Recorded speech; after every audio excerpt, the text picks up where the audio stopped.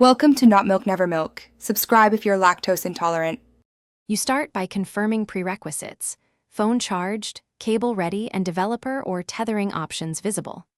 Plug the phone into the computer with a data-capable USB cable, then unlock the phone so prompts appear.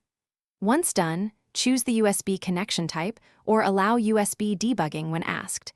This authorizes access.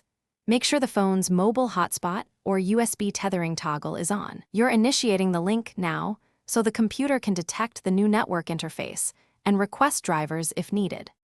Once the phone is authorized, the computer may need drivers. On Windows, accept or update via Device Manager, because drivers create the USB network adapter. On Mac OS or Linux, enable the new interface, often named USB 0 or RVNet, and make sure network settings use DHCP unless you set a static IP. You should see an adapter with an assigned IP address. If not, renew the lease or run a manual DH client. This completes the core network handshake, so traffic can flow through the phone. You finish by validating the connection.